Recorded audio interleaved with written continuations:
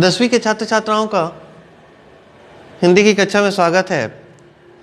आज मैं कृतिका भाग 2 जो है उसका प्रथम अध्याय माता का अंचल, जिसके लेखक हैं श्री पूजन सहाय। तो आज मैं माता के अंचल विषय पे चर्चा नहीं करूंगा। आज मैं आप लोगों के सामने रचनाकार का जीवन परिचय के बारे में चर्चा करूंगा।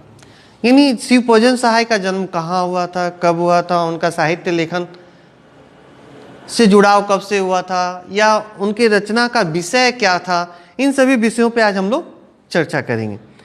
तो श्री पूजन सहाय का जन्म सन 1893 में गांव उनवास, जिला भोजपुर, बिहार में हुआ था। यानी बिहार राज्य के भोजपुर जिला के गांव उनवास में इनका जन्म हुआ था। उनके बचपन का नाम भोलानाथ था। इस शब्द पे ध्यान दीजिएगा आप लोग और इस शब्द को याद रखिएगा, क्योंकि इस शब्द का संबंध इस पाठ से भी है। कैसे है? ये पाठ पढ़ने के दौरान मैं आप लोगों से पूछूंगा कि ये जो भोलानाथ शब्द मैंने कहा था, आप लोग ध्यान में रखिएगा, तो किससे इसका संबंध स्थापित हो रहा है कि भोलानाथ कौन थे। 10वीं की परीक्षा पास करने के बाद उन्होंने बनारस की अदालत में नकल नवीस की नौकरी की, माने जो लिखते हैं वो लोग। बाद में वे हिंदी के अध्यापक बन गए। यानी 10वीं के बाद ही वो नौकरी में लगे और उसके बाद वो अदालत में नकल नवीस का काम करते थे। उसके बाद क्या हुए? अध्यापक के पद पर नियुक्त हुए। असहयोग आंदोलन के प्रभाव से उन्होंने सरकारी नौकरी से त्यागपत्र दे दिया, लेकिन महात्मा गांधी के द्वारा चलाए गए असहयोग आंदोलन में भागीदारी के लिए उन्होंने सरकारी नौकरी से इस्तीफा दे दिया था। श्री पूजन सहाय अपने समय के लेखकों में बहुत लोकप्रिय और सम्मानित व्यक्ति थे। तो जैसा कि आप लोगों ने अभी तक जो पंक्तियों को मैंने पढ़ा, उसके आधार पर ही उनके चरित्र के बारे में समझ लिया होगा। तो जो व्यक्ति सरकारी पद पर नियुक्त था, एक अध्यापक के पद पर नियुक्त था, अध्यापन का कार्य करते थे, लेकिन महात्मा गांधी के द्वारा चलाए गए असहयोग आंदोलन से जोड़ने के लिए उन्होंने क्या किया? सरकारी पद से अपने त्याग पत्र दे दिया। माने वो नौकरी उन्होंने छोड़ दी, क्योंकि उनके लिए देश अहम था, देश के लोग अहम थे। तो यही कहा गया है कि वह बहुत लोकप्रिय और सम्मानित व्यक्ति थे। उन्होंने जागरण, हिमालय, माधुरी, बालक आदि कई प्रतिष्ठित पत्रिकाओं का संपादन का कार्य किया था। कक्षा 9 में आप लोगों ने पढ़ा था प्रेमचंद के बारे में कि वह भी सरकारी पद से क्या करते हैं? इस्तीफा दे देते हैं, और वो भी आंदोलनों से जुड़ जाते हैं जो देश को आज़ाद कराने के लिए हमारे देशभक्तों के द्वारा चलाया जा रहा था। लेकिन उस छोड़ने के पीछे कारण क्या था? ताकि अपनी लेखनी के माध्यम से भारतवासियों में देश प्रेम की जो भावना थी, किस अवस्था में थी? सुसुप्त अवस्था में। यानी देश प्रेम की भावना जो सोई हुई थी। हम भारतीय जो उस समय के जो थे, जो अपनी उस भावनाओं को नहीं समझ पा रहे थे, अपनी क्षमता, अपने सामर्थ्य को नहीं समझ पा रहे थे, इन जैसे रचनाकारों ने उस सुसुप्त भावना को जगाने का प्रयास किया था। हाँ, हम ऐसा कह सकते कि माता का अंचल जो विषय है वो था इससे अलग है, इससे इतर है।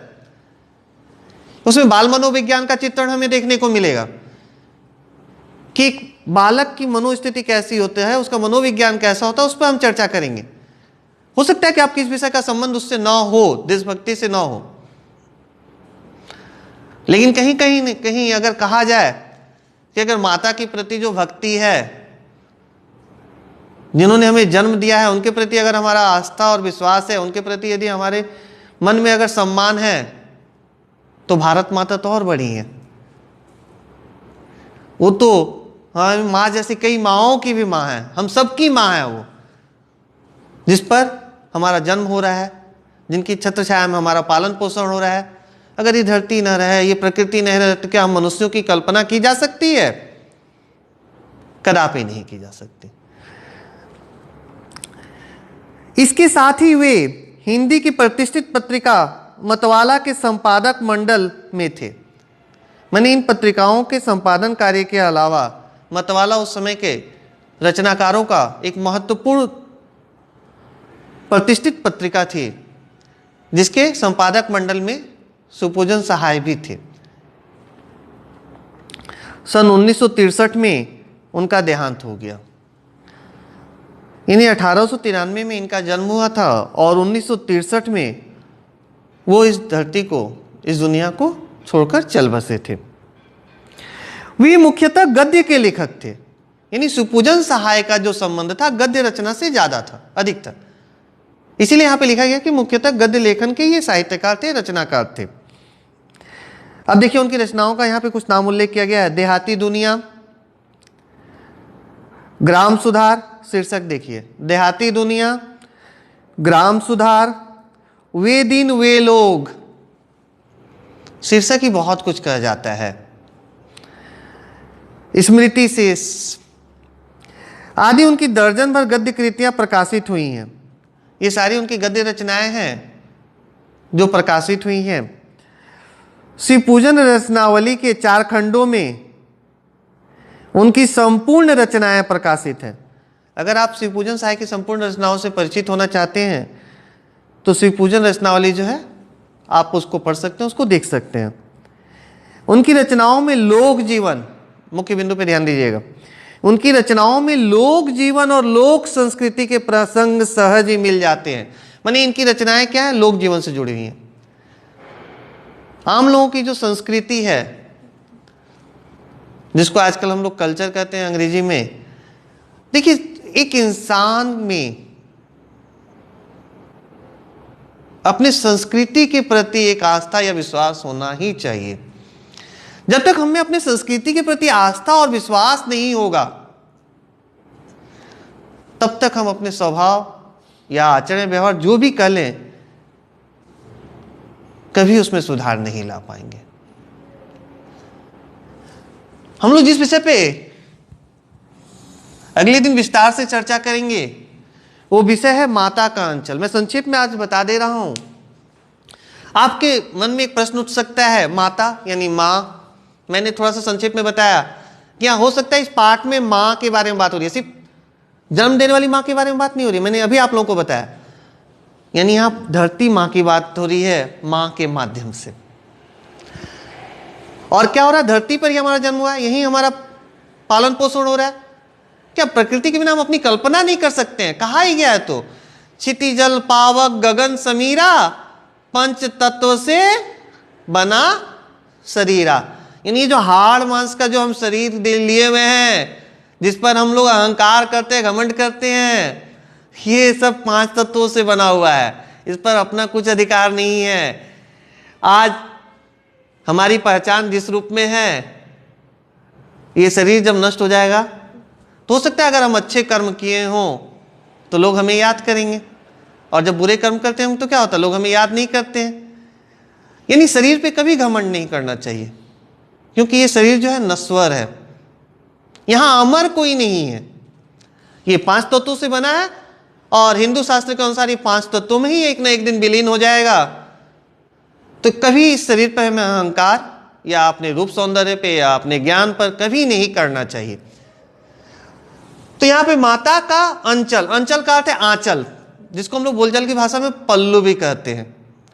देखिएगा एक बच्चा क्या होता है कि वो जितना भी पिता से घनिष्ठ क्यों ना हो, पिता से भले ही उसके संबंध जितने भी गहरे क्यों ना हो, पिता के साथ ही वो अधिकांश समय क्यों ना बिताता हो, इस पाठ के दौरान हम लोग देखेंगे कि बालक का अधिकांशतः समय पिता के साथ बीतता है।